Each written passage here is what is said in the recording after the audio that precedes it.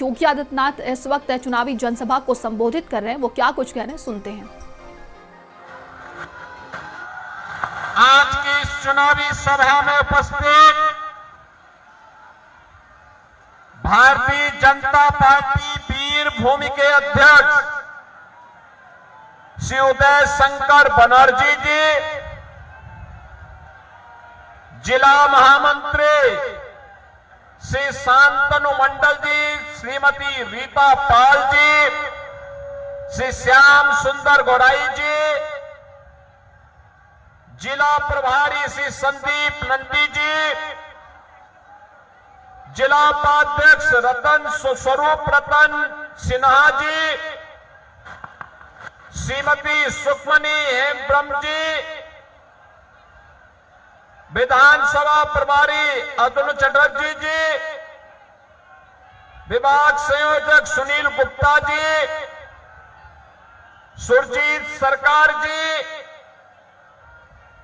मंच का संचालन कर रही श्रीमती श्रावस्ती बनर्जी जी, हमारे 5 मंडल अध्यक्ष श्री बजारी मंडल जी, अर्पण नाग जी, श्यामचंद महतो जी, श्रीमती उषा पाल जी, श्री दिलीप मंडल जी,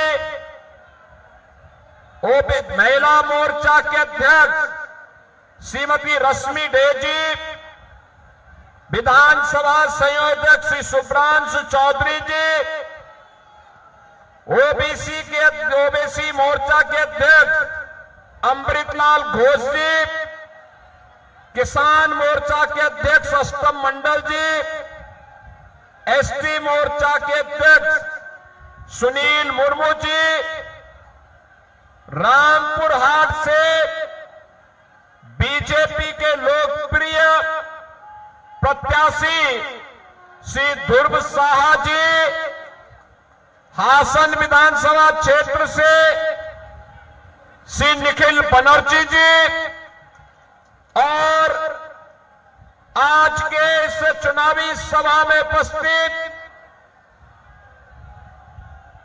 इस दोनों विधानसभा क्षेत्र से जुड़े हुए मेरे सभी उपस्थित उत्साही बहनों और भाइयों,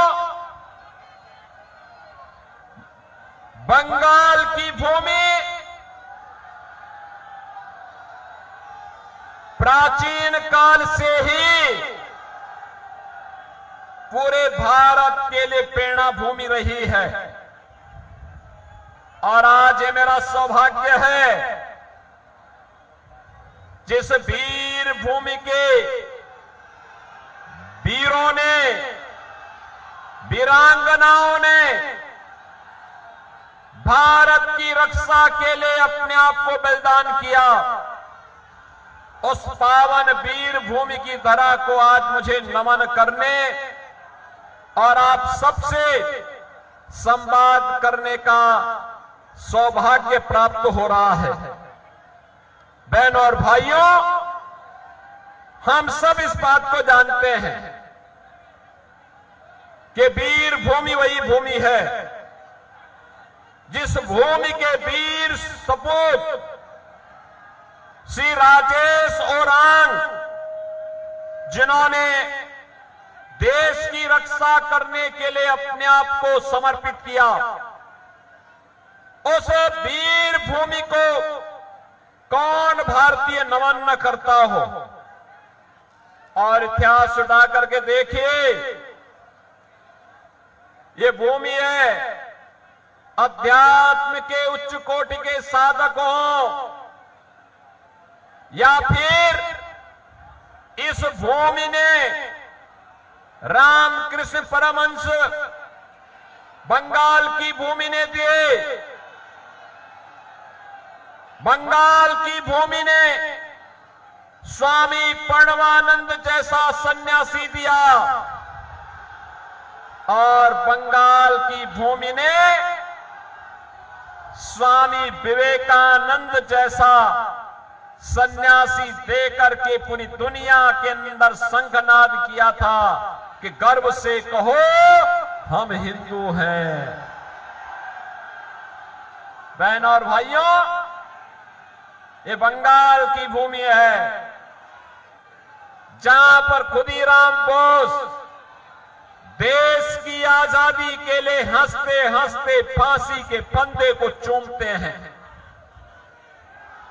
ये वही बंगाल की भूमि है जिसने नेताजी सुभाष चंद्र बोस भारत को दिए, जिन्होंने उद्घोष किया था, तुम मुझे खून दो मैं तुम्हें आजादी दूंगा।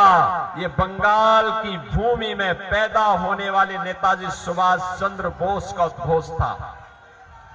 बहनों और भाइयों, यही बंगाल की भूमि है जिस बंगाल की भूमि में डॉक्टर श्यामा प्रसाद मुखर्जी पैदा होकर के भारत की अखंडता के लिए उन्होंने अपना बलिदान दिया और हर भाजपा का कार्यकर्ता एक ही उद्घोष करता था, जहां हुए बलिदान मुखर्जी वह कश्मीर हमारा है। ये भाजपा का कार्यकर्ता नारा लगाता था। और आज आपको बताते हुए प्रसन्नता है, कश्मीर में धारा 370 प्रधानमंत्री मोदी जी के नेतृत्व में आज समाप्त हो चुकी है। अब कश्मीर में वही कानून लागू होता है जो बंगाल, बिहार और यूपी में लागू होता है। बहनों और भाइयों, ऐसी पावन धरा को मैं कोटि कोटि नमन करता हूं। ये मेरा सौभाग्य है कि परम आध्यात्मिक और शक्ति पीठों से जुड़े हुए इस वीर भूमि को आप सबके माध्यम से प्रणाम करने का सौभाग्य मुझे प्राप्त हो रहा है। बहनों और भाइयों, बंगाल भारत का गौरव है। बंगाल ने भारत को दिशा दी है। बंगाल के अंदर यहां का किसान, यहां का नौजवान, यहां की बहनें अपने परिश्रम से बंगाल को कभी भारत का ग्रोथ इंजन बनाई थी। जो बंगाल कभी भारत के शिक्षा का केंद्र था, कल कारखानों का केंद्र था, भारत की इकोनॉमी का जो लीडर कहा जाता था, वह बंगाल आज माफिया की चपेट में है। वह Bengal sand mafia, coal mafia, land mafia, cattle mafia और सत्ता के संरक्षण में पल रहे उन माफियाओं के चंगुल में है। और इसीलिए तो जब टीएमसी की बात आती है तो बहनों और भाइयों, ये TMC terror, mafia and corruption का पर्याय है। टी का मतलब टेरर, एम का मतलब माफिया राज और सी का मतलब करप्शन का पर्याय बनकर के रह गई है। याद करिए, मोदी जी बंगाल के विकास के लिए यहां के गरीबों, दलितों, वंचितों, जनजातीय समुदाय के लिए जो धनराशि भेजते हैं, वह पैसा टीएमसी के गुंडे चट कर जाते हैं, खा जाते हैं। और इसीलिए बहनों और भाइयों, मैं आपसे कहने के लिए आया हूं, 2017 के पहले इसी प्रकार की बुरी स्थिति उत्तर प्रदेश में भी थी। वहां विकास ठप था, अपराध चरम पर था, हर दूसरे तीसरे दिन दंगे होते थे, गरीबों को, दलितों को, वंचितों को कुछ नहीं मिलता था। राम मंदिर आंदोलन के नाम पर हिंदुओं को प्रताड़ित किया जाता था। वहां पर अराजकता चरम पर थी। और जैसे ही बीजेपी की डबल इंजन सरकार यूपी में आई, आज यूपी का नक्शा बदल गया है। आज यूपी बदल गया है। बहनों और भाइयों, आज यूपी बदल गया है। आज यूपी में न कर्फ्यू है न दंगा है। आज यूपी में सब चंगा है। यूपी में कोई कर्फ्यू नहीं, कोई दंगा नहीं। और यूपी ऐसा राज्य है जहां सड़कों पर नमाज भी नहीं पढ़ी जाती है।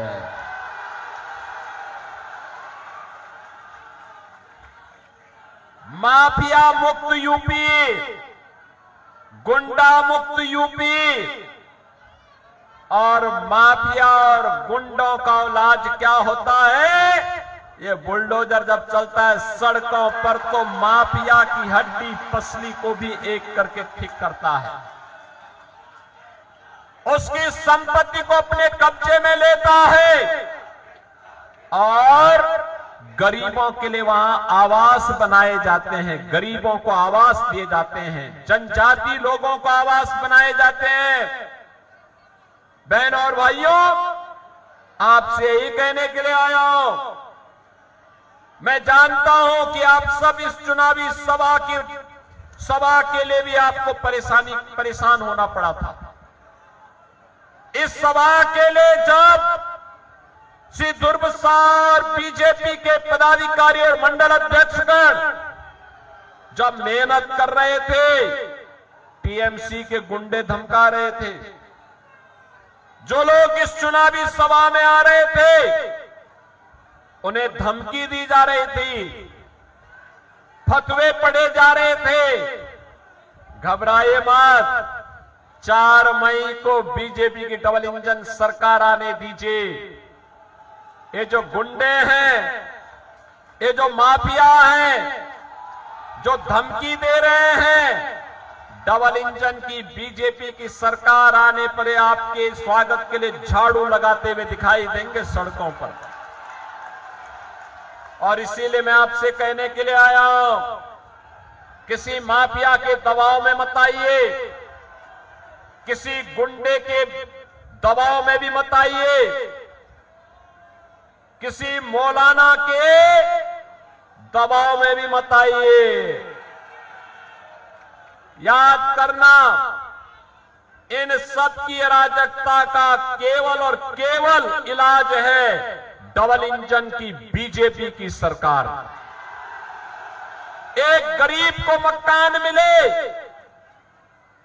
एक गरीब को आवास मिले, एक गरीब को वेलफेयर स्कीम का लाभ मिले, एक गरीब को उपचार की फ्री में सुविधा प्राप्त हो, एक किसान को उसकी उपज का अच्छा दाम प्राप्त हो, एक नौजवान को नौकरी और रोजगार की गारंटी हो, हर बेटी को सुरक्षा मिले और हर बहन स्वावलंबन के पथ पर अग्रसर हो। यह काम केवल और केवल बीजेपी की डबल इंजन सरकार कर सकती है। बीजेपी की डबल इंजन सरकार। बंगाल को तो पहले कांग्रेस ने, फिर कम्युनिस्टों ने, और 15 वर्षों से टीएमसी के द्वारा यहां पर इसको लूटा गया है।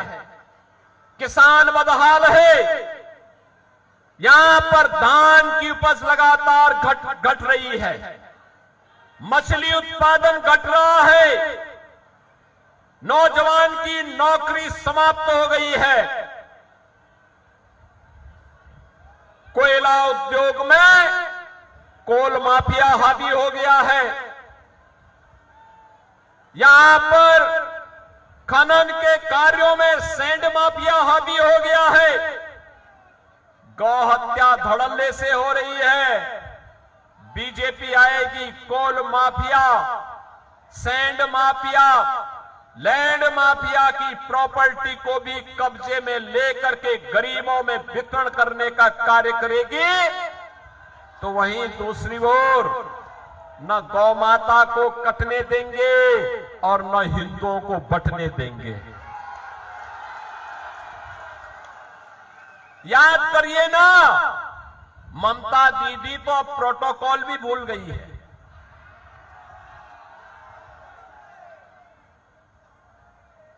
भारत के अंदर पहली बार एक जनजातीय समुदाय की बेटी भारत के सर्वोच्च संवैधानिक पद पर राष्ट्रपति के रूप में बैठती है और तृणमूल कांग्रेस की मुख्यमंत्री नहीं गई। कोई मंत्री नहीं गया स्वागत के लिए। एक सामान्य प्रोटोकॉल होता है। महामहिम राष्ट्रपति, उपराष्ट्रपति और प्रधानमंत्री किसी भी राज्य में जाते हैं, उस राज्य का राज्यपाल और उस राज्य का मुख्यमंत्री और वहां का प्रभारी मंत्री स्वागत के लिए खड़ा होता है। एक सामान्य प्रोटोकॉल होता है। लेकिन जब भारत की आदरणीय राष्ट्रपति श्रीमती द्रौपदी मुर्मू जी बंगाल के दौरे पर आई तो ममता दीदी वह प्रोटोकॉल भी भूल गई। याद करिए, ये बंगाल की भूमि भारत की कल्चरल भूमि रही है।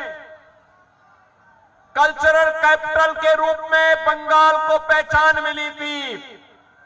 आज बंगाल में प्रोटोकॉल बुला करके इसको क्राइम कैपिटल के रूप में ममता दीदी के नेतृत्व में टीएमसी ने बदल दिया है।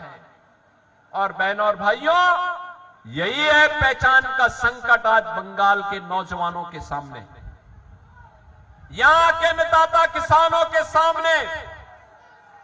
सुरक्षा का वातावरण न होने के नाते हजारों उद्योग बंद हो गए हैं। नौजवान रोजगार से वंचित है। किसान को उपज का दाम नहीं मिल रहा है। सड़कें नहीं है, इंफ्रास्ट्रक्चर नहीं है, लोग परेशान हैं। मोदी जी जो पैसा भेजते हैं, टीएमसी के गुंडे डकार जाते हैं। और इसलिए बहनों और भाइयों, आज देखें ना यूपी में 17 के पहले कोई जय श्री राम बोलता था तो उस पर डंडे बरसते थे, राम भक्तों पर गोलियां चलाई जाती थी। और आज डबल इंजन की सरकार आई तो दुनिया का सबसे बड़ा राम मंदिर अयोध्या की धरती पे बन करके खड़ा हो गया। ये राम मंदिर भारत के स्वाभिमान का प्रतीक है, भारत के राष्ट्र गौरव का प्रतीक है। और राष्ट्र गौरव का यह प्रतीक इसी प्रकार से बनी रहे, इसके लिए हम सबका दायित्व बनता है। हम डबल इंजन की बीजेपी की गवर्नमेंट बंगाल के अंदर लाएं, बंगाल को फिर से भारत की कल्चरल कैपिटल के रूप में स्थापित करें, बंगाल को फिर से दुर्गा उत्सव और मां काली की भूमि के रूप में, मां तारा की भूमि के रूप में बंगाल को उसकी पहचान दें। बंगाल के नौजवानों को रोजगार मिलना चाहिए, यहां के गरीबों का उत्थान होना चाहिए। और इसके लिए डबल इंजन की बीजेपी की गवर्नमेंट ने आपके बीच में प्रत्याशी उतारे हैं, रामपुर हाट से ध्रुव साहा को और हासन विधानसभा क्षेत्र से निखिल बनर्जी को। बहनों और भाइयों, ये दो प्रत्याशी यहां पर वीरभूमि जनपद में रामपुर हाट और हासन से भारतीय जनता पार्टी के नेतृत्व की है। आपका आशीर्वाद प्राप्त होगा इनको। आशीर्वाद देंगे, दोनों हाथ ला करके बोलो। जहां तक मेरी आवाज जा रही है, दोनों हाथ ला करके आशीर्वाद दीजिए। पीछे सड़क में भी लोग पीछे खड़े हैं, ऊपर भी हैं, बुलडोजर के ऊपर भी हैं, घर के ऊपर भी हैं। दोनों हाथ ला करके आशीर्वाद देंगे, आशीर्वाद मिलेगा। बहनों और भाइयों, मैं आपसे कहूंगा, आमार सोनार बांग्ला, आप बोलेंगे टीएमसी मुक्तो बांग्ला। आमार सोनार बांग्ला, आमार सोनार बांग्ला।